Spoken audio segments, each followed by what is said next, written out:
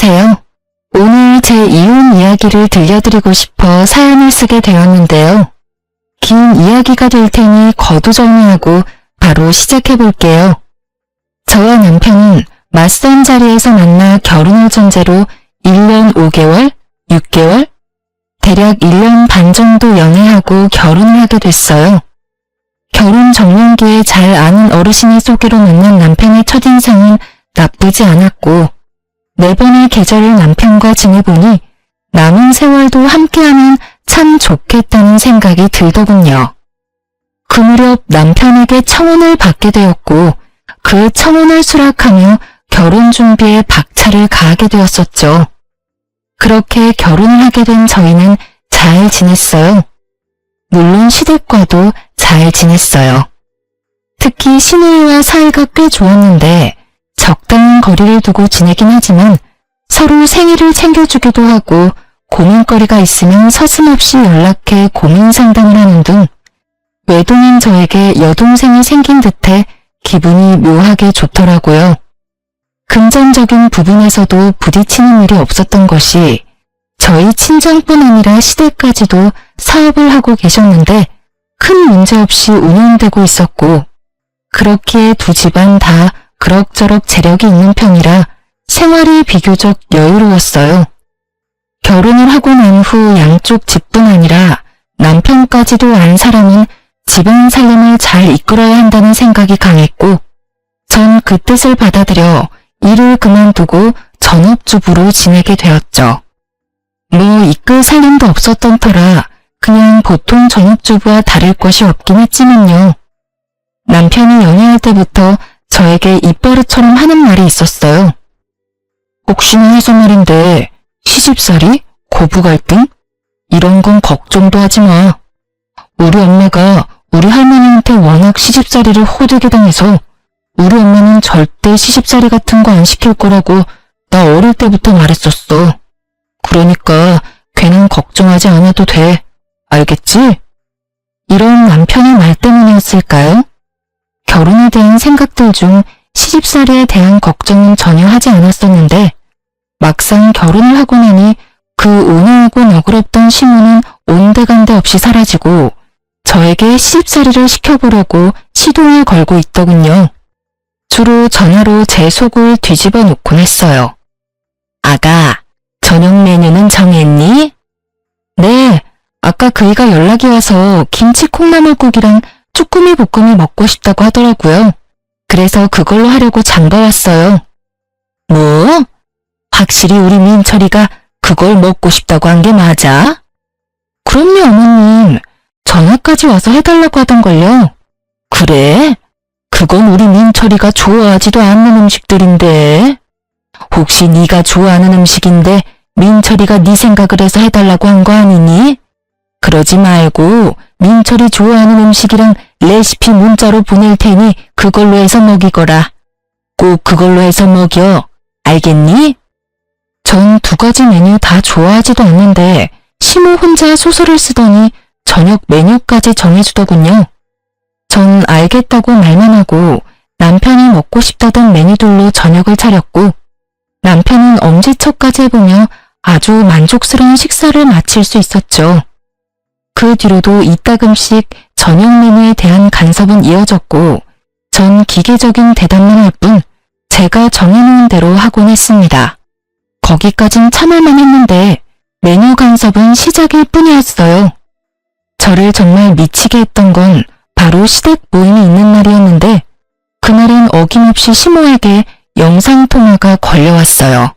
아가, 오늘 입을 옷 정했니? 정했으면 어디 한번 보여주거라.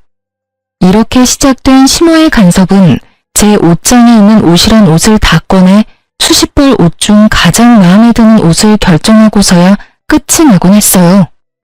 언제나 그 끝은 제가 원래 입고 가려던 옷에서 크게 벗어나지 않았고 그때마다 시모는 늘 이렇게 말하더군요. 이게 다 널 위해서야. 가족 모임에 다른 어른들도 많이 오시는데 괜히 차림 때문에 트집 잡히면 너만 기분 상할 거 아니니? 그러니 나쁘게 생각하지 말고 좋게 생각해 주려무나. 어떻게 생각해야 이 선 넘는 간섭과 시집살이가 좋게 생각될 수 있는지 저는 도무지 알 수 없었지만 일단 알겠다고 하며 이건 아니라는 생각이 강하게 들 쯤이었어요. 시모의 생일날이 되었고 이번 생일은 시댁에서 하게 되었다며 연락이 왔더군요. 언니, 이번 생신은 그냥 집에서 하기로 했어요. 다 같이 모여서 그냥 밥이나 먹기로 했으니까 언니는 그렇게 알고 오빠랑 저녁 시간 맞춰서 오면 돼요. 네? 일찍 가서 저녁 준비해야죠. 아니에요. 이번 생신상은 제가 처음부터 끝까지 혼자 다 준비할 거예요. 그러니까 그런 줄 알고 시간 딱 맞춰서 와서 밥만 먹고 가요. 혹시나 일찍 오면 문도 안 열어줄 거니까 행여나 혹시나 일찍 올 생각은 하지도 마세요. 사실 시댁에서 한다길래 걱정이긴 했는데 시누이가 저렇게 맞아주니 참 고맙더라고요. 하지만 막상 저녁 시간이 다가올수록 마음이 불안한 것이 점점 불편해졌고 걱정스러운 마음에 시누이가 말한 시간보다 조금 일찍 혼자 시댁으로 향하게 되었어요. 시댁에 들어서니 시누이는 이럴 줄 알고 자신이 더 빨리 음식 준비를 시작했다고 하며 도울 것이 없으니 쉬라고 하더라고요. 주방을 살펴보니 시누이 말대로 음식은 마무리 단계였고 뒷정리라도 도울까 하는 마음에 팔을 걷어붙이고 나섰지만 그마저도 시누이가 득달같이 먹는 바람에 할 수가 없었어요. 에이 언니, 다 된 밥상에 숟가락 얹을 생각하지 말고 얼른 소파에 가서 쉬어요. 이거 전부 내 손으로 차렸다고 자랑하려고 하는데 이제 와서 언니가 도우면 혼자인 게 아닌 게 되잖아요. 뒷정리만 할게요 아가씨. 딱 뒷정리까지만요. 뒷정리든 앞정리든 혼자 다 할 거니까 나중에 상 차릴 때나 도와주세요. 이렇게 말한 아가씨는 저를 끌어다 소파에 강제적으로 앉혀버렸고 그렇게 전 감사하지만 마음은 불편한 휴식을 취하게 되었죠. 그렇게 몸은 소파에 귀는 주방에 둔 채 휴식 아닌 휴식을 취하고 있는데 외출해서 돌아온 시모가 집안 상황을 살피더니 저를 나무라기 시작하더군요. 아가, 아무리 요즘 시댁이 예전과는 다르다고 해도 이건 아니지. 어떻게 시누이는 주방에서 죽어라 일하고 며느리는 소파에서 편히 쉴 수가 있니? 이렇게 말하며 저를 혼내는데 이해가 되면서도 이렇게까지 화낼 일인가 싶은 오묘한 감정이 들어 말이 나오지 않더라고요. 또 제 입장에선 무어라 말을 꺼내는 것도 참 애매하기도 했고요. 그런 제 마음을 알았는지 시모의 소리를 들은 시누이가 손에 묻은 물도 제대로 닦지 않은 채 뛰어나오더라고요. 엄마 그만! 언니 혼내지 마. 언니는 같이 할 거라고 일찍 왔는데 내가 혼자 한다고 우겨서 언니도 벌 서고 있는 중이었어. 그러니까 언니한테 뭐라고 할 것도 없어. 시누이는 있는 사실 그대로 말하며 제 편을 들어주었고 그쯤 했으면 시모도 이해하겠지 싶었는데 시모 생각은 그렇지 않은 것 같더라고요. 아니 아무리 그렇다고 한들 너 혼자 소파에 앉아서 편히 쉬는 게 말이나 되니? 난 정말 이해가 안 된다. 시모는 점점 열을 올려갔고 그런 시모의 태도가 시누이 역시 이해가 되지 않는지 시누이가 시모의 말을 받아치더라고요. 아니, 난 엄마가 이해가 안 되는데? 뭐라고? 내가 뭘 어쨌다고 이해가 안 된다는 거니? 그렇잖아. 엄마 생신상 딸이 챙기는 게 당연한 거지. 며느리가 차리는 게 당연한 거야? 엄마, 엄연히 며느리는 피 한 방울 안 섞인 남이고 난 엄마 배 아파서 낳은 엄마 자식이야. 그런 자식이 엄마 생일 때 낳아주셔서 감사합니다 하는 마음으로 엄마 생신상 혼자 정성껏 차려주겠다는데 이게 이렇게까지 화낼 일이야? 가끔 시누이와 연락을 주고받으며 참 똑부러지는 사람이다 싶었는데 이날 보니 말도 참 똑부러지게 잘하더라고요. 시모는 시누이의 말에 할 말이 없었는지 말 한마디 하지 않은 저를 노려보고선 방으로 들어가 버리더군요. 전 딱히 잘못한 것도 없이 아주 불편한 마음이 들었고 이내 상을 차리기 시작했습니다. 시누이는 그 당시 결혼을 앞두고 있어 다이어트를 한다며 저녁을 먹지 않고 있었는데 그날 식사 자리에서도 저녁은 먹지 않을 거라며 자기 밥은 담지 않더라고요. 전 밥을 제외한 음식들을 그릇에 담아 식탁으로 옮겼고 시모는 완성된 음식들의 간을 봐주고 있었어요. 그렇게 상이 완성되고 남편의 옆자리에 앉았는데 제 자리엔 딱 보아도 새밥이 아닌 식은 밥이 떡하니 있더라고요. 그때 기분 참 더럽더라고요. 황당하기도 했고요. 이 무슨 짓거리인지 말도 나오지 않았어요. 전 당황스러움에 밥엔 손도 대지 않고 가만히 있으니 남편이 왜 그런가 싶어 저를 보다 밥을 발견했고 저보다 더 당황한 남편이 이유를 물어오더군요. 여보, 왜 당신 밥만 식은 밥이야? 저라고 왜 제 밥만 식은 밥인지 이유를 알 수 없었으니 할 수 있는 답이 없었고 저를 대신해 시모가 이유를 말해주더라고요.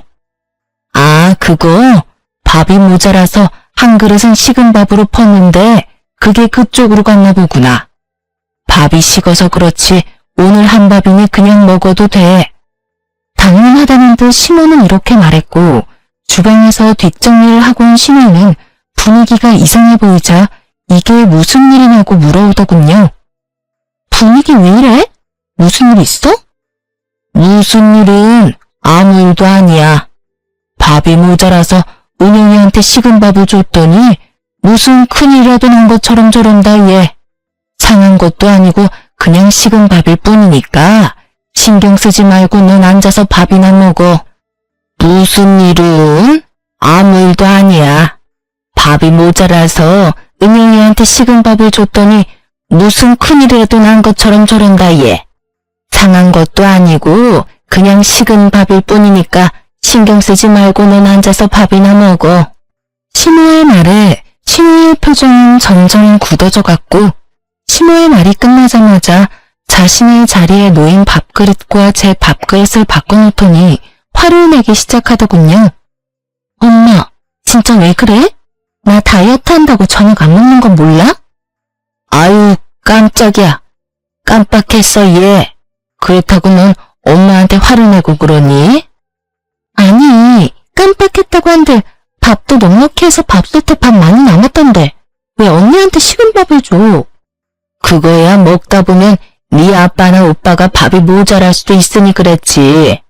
밖에 나가서 힘들게 일하는 사람들인데 찬밥 먹일 수 있어? 따뜻한 밥 먹여야지. 전 어이가 없었고 저보다 신우이가 더 어이가 없다는 말투로 두 남자에게 밥이 모자라냐고 물었고 두 사람은 지금도 충분히 많다는 대답을 내놓았죠. 원인은 대답을 들은 신우이는 시모를 쏘아보며 이렇게 말하더라고요. 이제 됐지? 내가 걱정이다 걱정이야. 혹시나 엄마 같은 시어머니 만날까 봐서 말이야. 뭐? 너 무슨 말을 그렇게 해? 나 같은 시엄마가 어때서? 몰라서 물어? 나 지금 엄마 때문에 결혼까지 망설여져. 혹시나 시집 갔는데 시어머니가 나한테 이런 차별 대우를 한다. 난 사랑이고 나발이고 당장 이혼하고 돌아올 것 같은데 그래도 되지? 먹는 거로 차별하는 건 해도 너무 치사하잖아. 말 같지도 않은 말 하지도 말고 얼른 밥이나 먹자. 시부의 말에 신우의 말이 끊기긴 했지만 정말 속이 다 시원하더라고요. 이런 제 마음과는 달리 시모는 기분이 확 상해버렸는지 붉어진 얼굴을 하고 방으로 들어가려는 듯 엉덩이를 들썩거렸지만 시부가 인상을 쓰며 쳐다보자 다시 자리에 앉아 밥을 먹기 시작하더군요.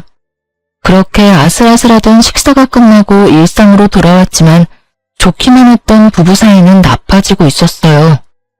남편은 시모의 생일날 식은 밥을 대하던 제 태도를 탓하고 들었고 저 역시 가만히 있진 않았거든요. 국가 식은 밥 좀 먹는 게 어떻다고 어머니 생일날 분위기를 그렇게까지 만들어야 했어? 뭐? 난 한마디도 하지 않고 거기 앉아서 그저 숨만 쉬고 있었는데 상황이 그렇게 된 걸 나한테 따지고 드는 거야? 기가 막혀서 정말. 아니, 애초에 그딴 행동을 한 어머님이 잘못된 거 아니야? 난 정말 이유를 알 수 없어서 물어보는 건데 어머님, 왜 나 미워해? 어머니가 당신을 왜 미워해? 그러면 좋아서 식은 밥을 줬다고? 어머님은 나한테 따뜻한 밥 한 공기 주는 것도 싫을 만큼 나 미워하고 있어. 그걸 아가씨도 알고 나도 알고 아버님도 알고 계시는 것 같던데 당신은 왜 몰라? 여보, 어머니가 당신을 미워서 그런 게 아니라 상황이 그래서 그랬던 것뿐이야. 당신도 들었잖아. 혹시나 아버지랑 내가 밥이 모자랄까봐 그렇게 하셨다고. 그러니까 괜한 오해는 하지 말자. 누가 봐도 시모가 저를 미워하는 것이 맞는데 그걸 남편은 괜한 오해라고 하며 좋게 설명을 하고 나서더군요.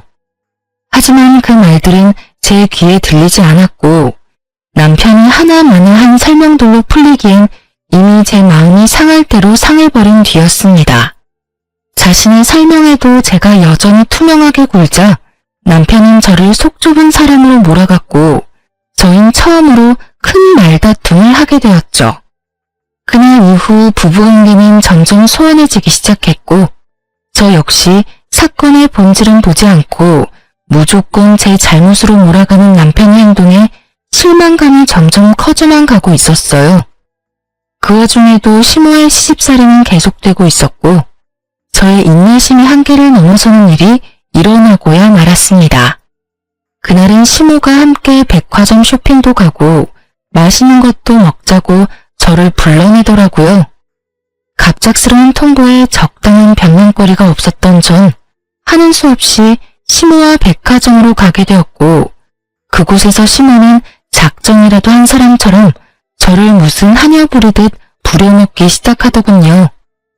백화점을 돌며 온갖 잔심부름을 시키는 것은 물론 짐이란 짐은 다 제 손에 쥐어주고선 끊임없이 쇼핑하기 시작했고 몇 시간 동안 돈을 써대던 시모는 돈 쓰는 것도 힘들다며 밥을 먹으러 가자고 하더라고요. 저 역시 배가 고팠던 터라 시모를 데리고 백화점 근처 식당으로 갔고 빠르게 주문을 마친 후 시모 물건을 들고 있느라 뻐근했던 어깨를 두드리고 있을 그때였어요. 어머, 아가, 어떻게 하니? 나 지갑이 없어졌어. 아무래도 아까 계산하고 거기에 두고 왔나 봐. 네? 다시 한번 잘 찾아보세요. 가방이 없어요? 그래, 없어. 그러지 말고 얼른 가서 가지고 오렴. 누가 가지고 가면 어떻게 하니? 시모의 지갑은 남편이 첫 월급을 타 사준 지갑으로 의미가 큰 지갑이란 걸 알았던 터라 전 다른 생각은 전혀 하지 못한 채 몸이 반사적으로 움직이기 시작했어요. 백화점에 도착한 저는 마지막 매장에 들러 지갑을 찾기 시작해 시모가 돌았던 매장을 차례대로 돌며 지갑을 찾아보았지만 어디에도 없었고 CCTV라도 돌려봐야 하나 싶어 고객센터로 발길을 돌리는 순간 시모에게서 전화가 오더군요. 아가, 얼른 다시 오렴.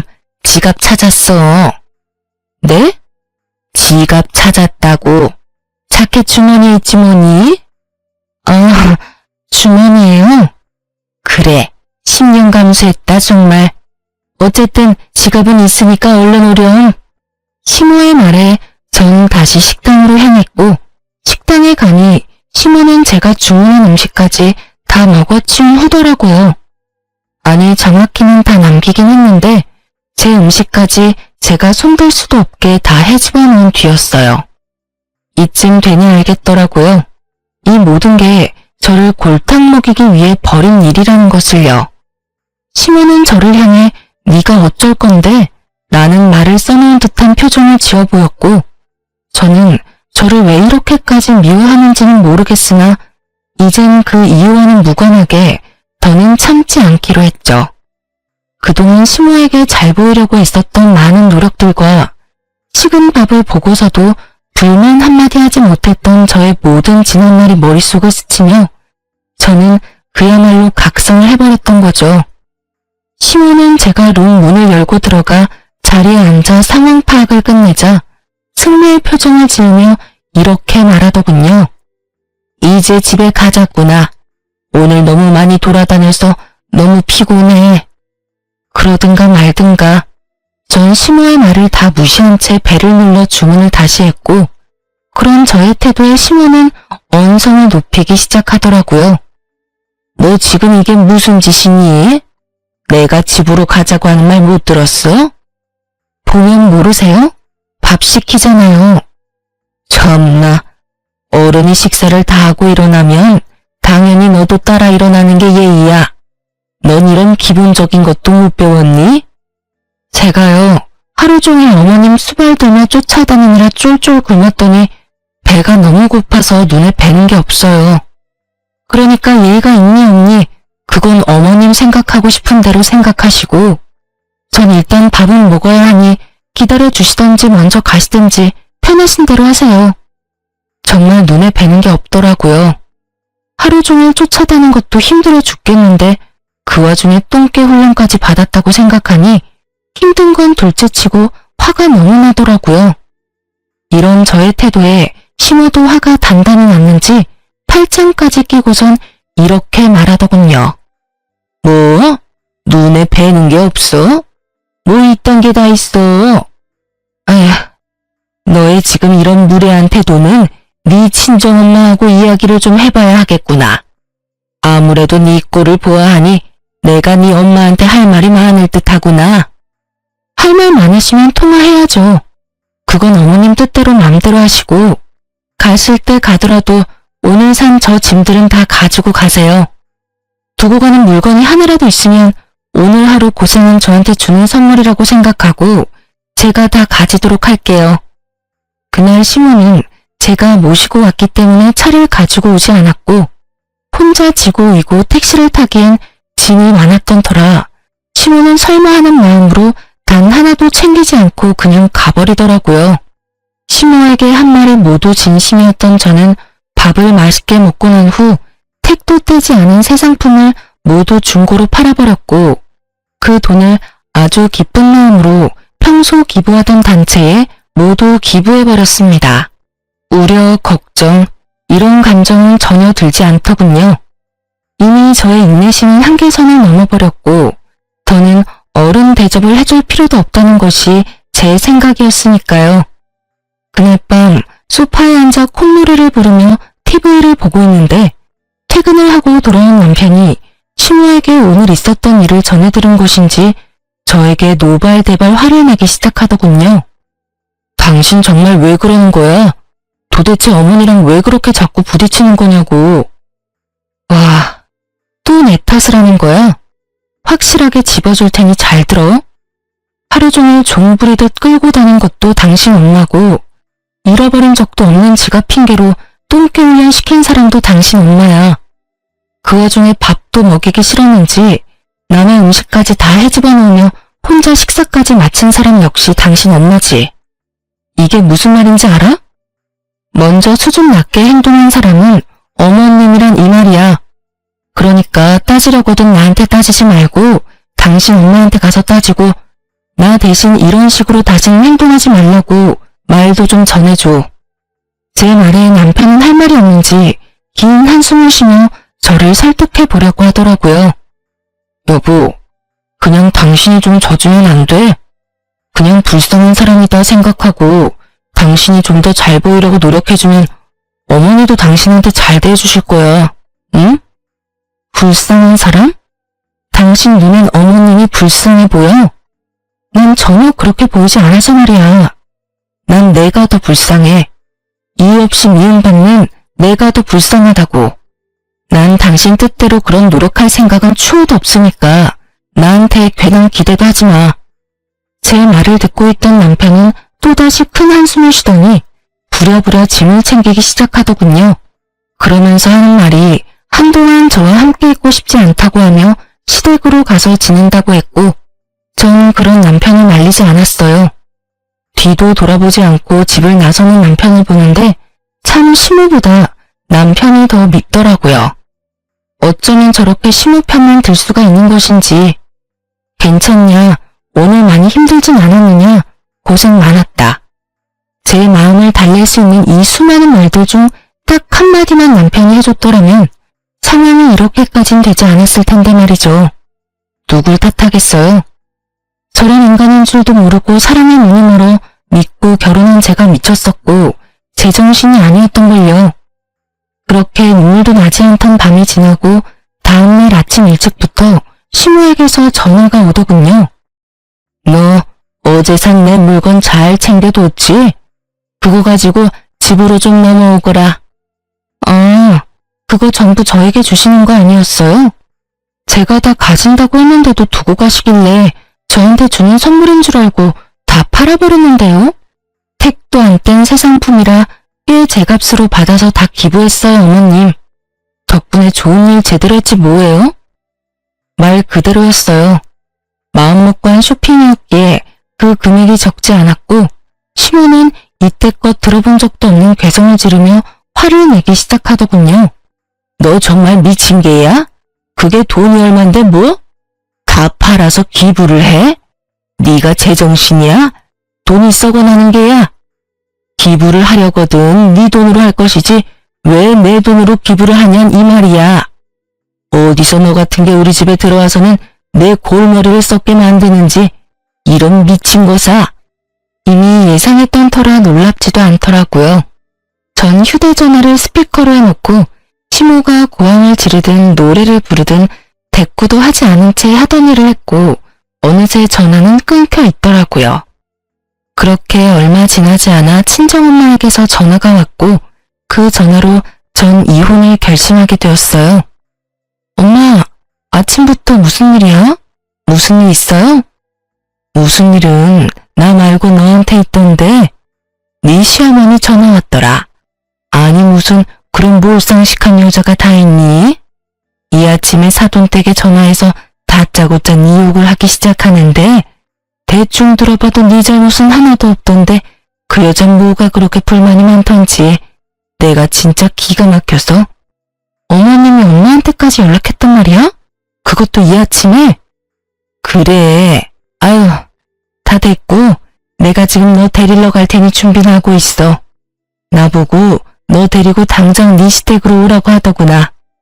무슨 말을 하려고 그러는지 내가 직접 가서 들어봐야겠어. 엄마, 일단 진정 좀 해. 내가 지금 진정하게 생겼어? 그 어렵다는 사돈한테도 이따위로 구는데 너한테는 어떻게 했겠어? 내가 지금 손이 다 떨려온다고. 엄마, 일단 진정 좀 하고 기다리고 있어. 내가 다 생각이 있어서 그래. 내가 알아서 해볼 테니까 조금만 진정하고 기다려줘요, 응? 일단 알겠는데 다시 한번 이런 말 들리면 가만히 있지 않을 거니까 확실하게 마무리 지어. 도저히 안 될 것 같으면 이혼해. 어디 남의 집 귀한 딸 데리고 가서 2년 전엔 욕짓거리냐고. 어쨌든 난 잘못한 거 하나도 없으니까 괜히 기죽지 마. 알겠어? 네, 알겠어요. 들어보니 정신 나간 시모는 친정엄마에게 2년 전엔 하며 욕까지 한 모양이더군요. 아무리 머리끝까지 화가 났다고 해도 사돈한테 자식욕을 하는 건 좀 아니지 않나요? 그 순간 전 이혼을 확신하게 되었고 그간 수없이 연락을 드릴까 말까 고민했던 사람에게 전화를 걸어 시댁으로 와달라고 부탁을 드리곤 시간을 맞춰 시댁으로 향했어요. 시댁에 도착하니 제가 부른 사람을 포함해 시댁 식구들이 다 모여있더군요. 제가 시댁으로 와달라고 부탁까지 한 사람은 다름 아닌 시모의 시모, 즉 시할머니였고 시종호를 중심으로 오른쪽엔 시부와 시누이가 서 있었고 시모와 남편은 시종호의 발 아래 무릎을 꿇고 앉아 있더라고요. 저는 천천히 시댁으로 들어갔고 저를 발견한 시할머니는 자신의 옆에 저를 앉히더니 따스하게 절 보듬어 주시더군요. 아가, 오는 길에 네 엄마한테 이야기 다 들었다. 그런 일이 있었으면 진작에 할머니한테 연락을 했어야지. 왜 그걸 다 참고 살았노?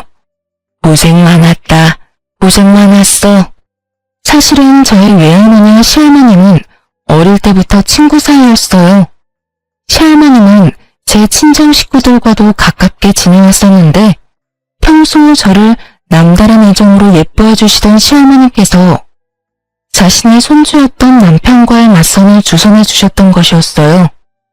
저희 결혼과 동시에 시종호는 저희 할머니와 함께 고향으로 내려가 지내며 일체 시댁 일엔 간섭을 하지 않고 계셨는데 엄마를 통해 지금 이 모든 상황을 전해 듣게 되신 거죠. 저의 손을 꽉 잡은 시종호는 득달같이 시모를 잡기 시작하셨고 그 뻔뻔스럽도록 당당하던 시모는 목이 부러져라 고개를 숙이고 있더군요. 내가 널 이래서 싫어했던 게야. 그리 내가 그 못된 성종을 버리라고 했거늘 아직도 그 버릇 못 고친 게야? 이렇게 시작된 시종호의 말은 정말 충격적이더군요.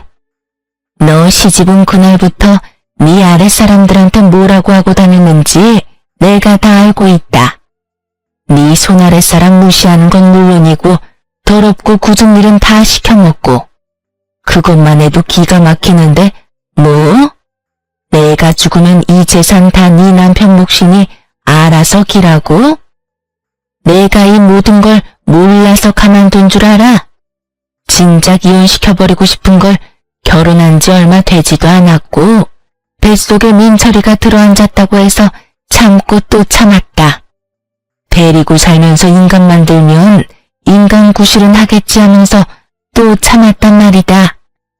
애들 크면서 눈빛에 도끼도 좀 빠지고 제법 말도 가려서 하는 것 같아 좀 풀어줬더니 또 사고를 치는구나. 또 언행을 그따위로 하고 다녔어.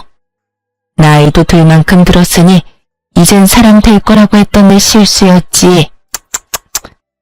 사실 시집살이를 시켰다는 말을 들을 때부터 이상하긴 하더군요. 제가 아는 시종호는 아무 이유 없이 사람을 괴롭히는 사람은 아니었는데 남편의 말론 아무 이유 없이 시모를 쥐잡듯 잡았다고 하니 제가 모르는 시종호의 모습이 있는가 보다 하고 생각했었거든요. 하지만 시종호만 알고 있는 시모의 민낯은 생각보다 더 경악스럽더군요. 시종호의 입에서 자신의 과거가 흘러나오자 시모는 악을 쓰며 역정을 내기 시작했고 그 입에서 나오는 한마디 한마디가 저에겐 참 어이없는 말들이었습니다.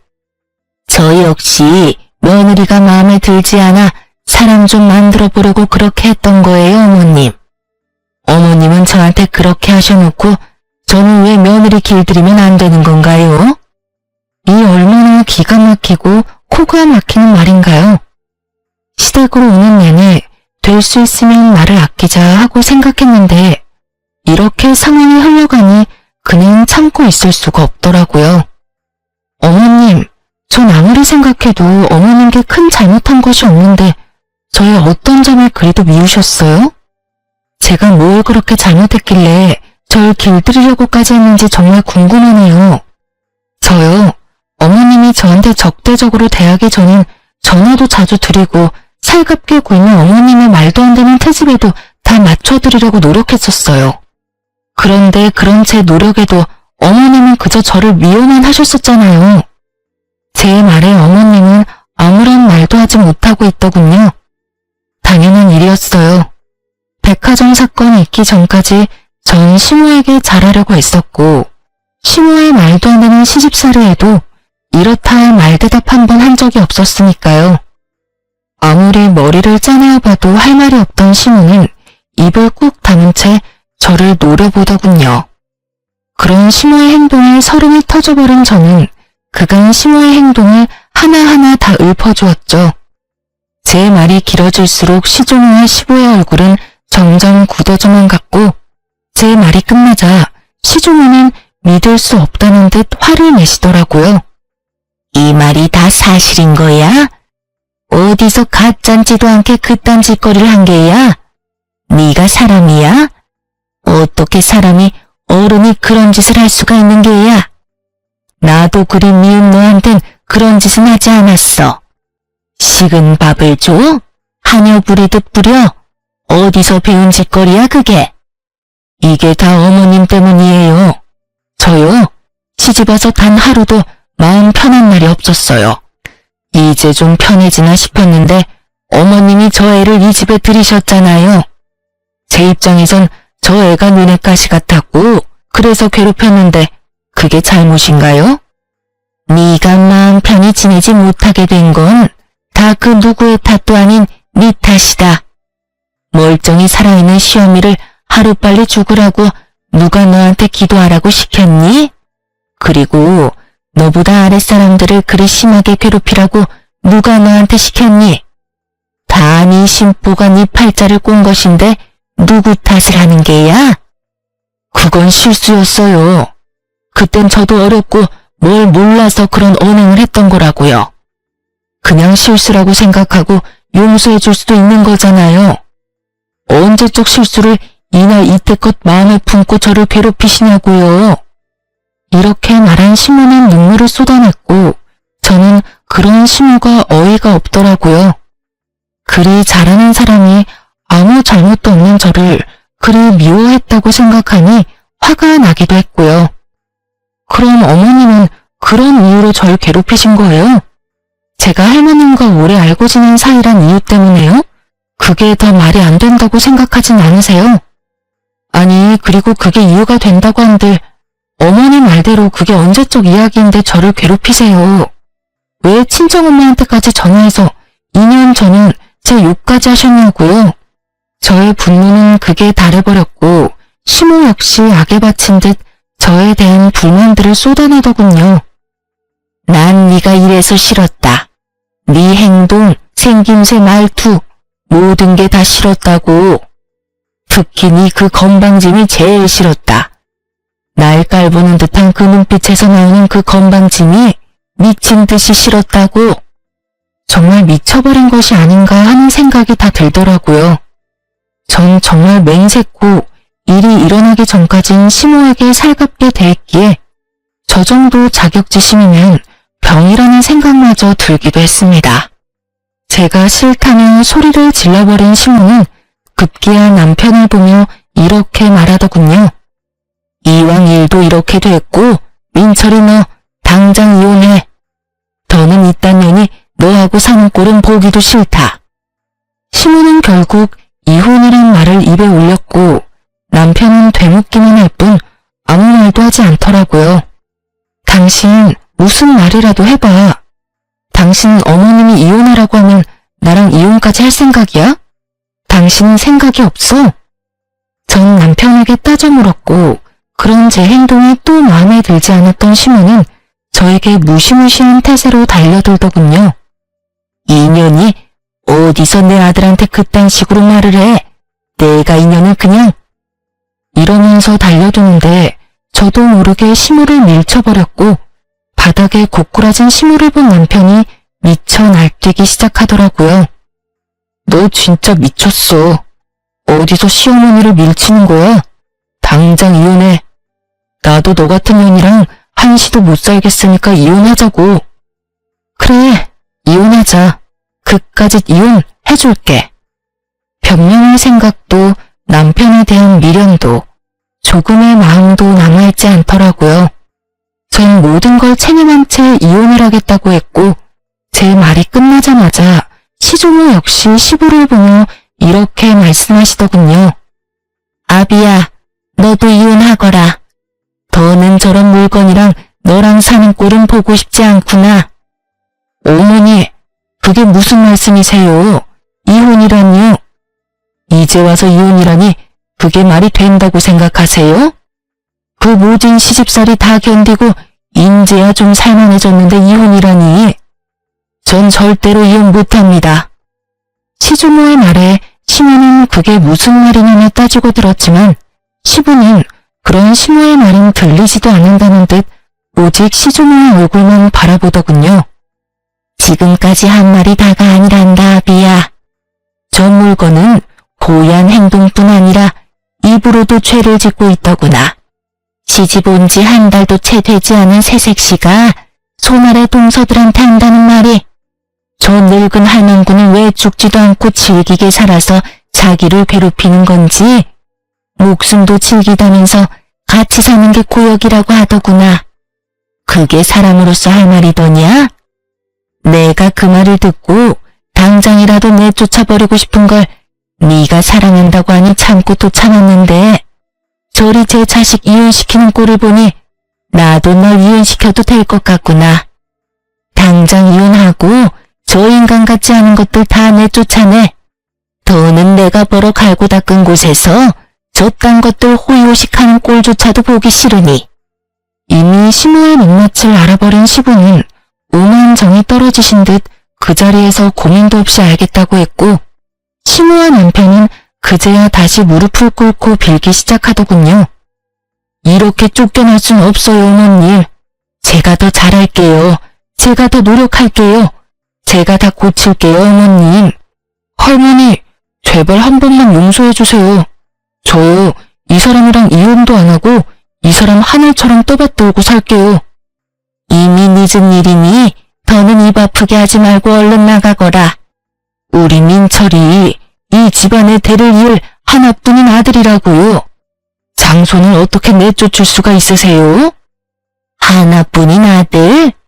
요즘 세상이 어떤 세상인데 그런 말을 하는 게인지 민정이 잘 보고 들었지? 앞으로 할미가 물려주는 재산 어떻게 꾸려나갈 건지 생각해서 이 할미한테 알려주거라. 혹여나 네 어미나 오빠한테 한 푼이라도 흘러가는 순간 너도 쫓겨날 테니 그리하라. 시주녀의 통보와 함께 모든 일은 빠르게 진행되었어요. 두 사람은 그 자리에서 맨몸으로 쫓겨나 버렸고 남편은 시부의 회사에서 마저 쫓겨나 실업자 신세가 되었죠. 거기에다 시모는 그동안 사치스러운 생활을 하며 자신의 친정으로 재산을 빼돌리고 있었던 점이 드러나며 재산은 한 푼도 받지 못하고 이혼했다고 하더라고요. 저 역시 시모와 남편에게 위자료를 받고 이혼을 하게 되었습니다. 그렇게 즐긴 악연은 끝이라고 생각했는데 말 그대로 즐기긴 정말 즐기더라고요. 다름 아닌 전 시모가 저를 찾아왔으니까요. 무슨 일이세요? 아가, 내가 부탁이 있어서 왔어. 부탁이라뇨? 그게 어려운 건 아니고 어머님께 말 한마디만 해주면 안 되겠니? 우리 민철이라도 좀 받아달라고 말이야. 난 어떻게 되든 상관없는데 우리 민철이는 아직 살아갈 날이 많이 남았잖니. 그러니 네가 그간의 정을 생각해서라도 우리 민철이만이라도 그 집에서 살게 해달라고 해다오. 네가 말하면 다 들어주실 게야. 정말 반성해서 흘리는 눈물이 아닌 억지로 쥐어짜내는 눈물인 게 어쩌면 그리도 티가 나는지. 속아주고 싶어도 속아줄 수가 없더라고요. 그래서 전 더욱 단호하게 전시문에게 물었어요. 제가 왜 그래야 하는데요?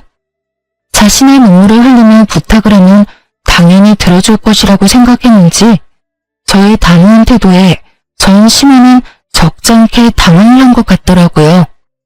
그 짧은 순간이었지만 미간이 구겨지는 것을 제 두 눈으로 봐버렸거든요. 하지만 이내 다시 불쌍한 척을 하며 저에게 애원하기 시작하더군요. 너희 사랑하는 사이였지 않니? 민철이랑 나 오갈 데도 없는 신세다 지금. 민철이 이모한테라도 신세를 져볼까 하고 찾아갔는데 문도 열어주지 않고 연락도 받지 않아 갈 곳도 없는 신세라고. 내가 자기들한테 어떻게 했는데? 내가 그간 가져다 준 돈이 얼만데? 어떻게 그렇게 연락을 딱 끊을 수가 있는지. 이렇게 벌 받을 만큼 받았으니 제발 이렇게 부탁하마. 민철이만이라도, 응? 그 벌의 양은 누가 정해주었기에 받을 만큼 받았다고 하는 것인지, 받는 사람이 다 받았다고 하면 피해자는 당연히 용서를 해줘야 하는 것인지, 도무지 전 이해가 되지 않더라고요. 전 시모는 물론이고 전 남편조차 용서하지 않았고 그랬기에 시모의 그 말도 안 되는 부탁은 들어줄 생각조차 없었죠. 저 이제 그 집이랑은 상관없는 사람인 거 잊으셨어요? 직접 그렇게 만드셨잖아요. 어쨌든 전 이제 그럴 능력도 없고 그럴 마음도 없으니 그런 부탁하지 마세요. 제 말에 이때껏 거짓 눈물로 애원하던 시모는 말이 끝나자마자 제 머리채를 잡고 흔들기 시작하더군요. 워낙 가까운 거리기도 했고 갑작스럽게 일어난 일이라 미처 피할 틈도 없이 머리채가 잡혀버렸고 무슨 힘이 그렇게도 대단한지 아무리 발버둥 쳐보아도 있는 힘껏 잡아준 시모의 소나기에서 벗어나지 못하겠더라고요.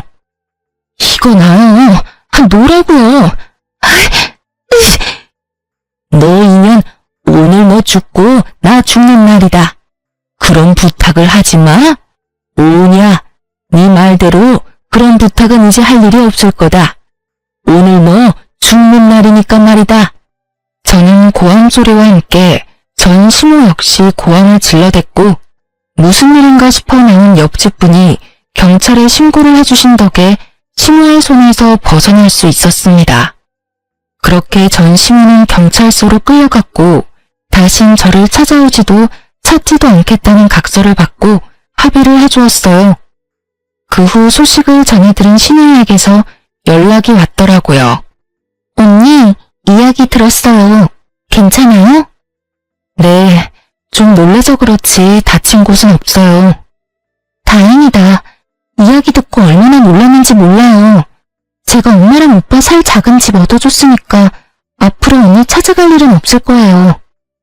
아가씨 마음 이해 안 되는 건 아니지만 할머니 알면 어쩌려고 그랬어요? 모르긴 몰라도 크게 화내실 텐데. 아, 그건 걱정 마세요. 할머니하고 아빠한테 다 허락받고 얻어줬어요. 제 딴에는 마지막 효라고 생각하고 해드린 건데 엄마는 그게 시작이라고 생각했는지 이것저것 요구가 많아지더라고요. 그래서 저도 연락 끊어버렸어요. 언니도 알다시피 제가 오빠처럼 엄마 사랑받으며 자란 자식도 아니고 낳아주시고 키워주신 값은 다 했다고 생각해서요. 쉬운 결정은 아니었을 텐데 아가씨도 마음고생 많이 했겠네요. 괜찮아요? 네, 전 생각보다 괜찮아요. 저보단 오빠가 큰일이죠 뭐. 제가 유일한 희망이자 마지막 돈줄이었을 텐데 저마저 연락 끊었더니 들리는 소문은 어디 작은 회사에 취업은 했다고 하더라고요. 그런데 뭐 버텨내겠어요? 한평생 고생이란 모르고 편하게만 살았는데. 뭐 이제 알아서 잘 살기만을 바라야죠. 그렇게 말을 마친 신우이는 앞으로 언니 동생 하나 지내도 되겠냐며 저에게 조심스럽게 물어왔고 전 알겠다고 했어요. 앞서 말했다시피 동생 하나 생긴 기분이 좋기도 했고 저를 잘 챙겨주었던 신우이와 계속 연락하며 지내고 싶기도 했거든요. 신우이뿐 아니라 할머니와도 가끔 보고 지내고 있어요. 저를 만날 때마다 제가 그런 일을 겪게 된 것은 할머니의 책임이 크다며 자책 아닌 자책을 하시더니 어느 날은 할머니의 건물에 소품 가게를 하나 차려주시더라고요.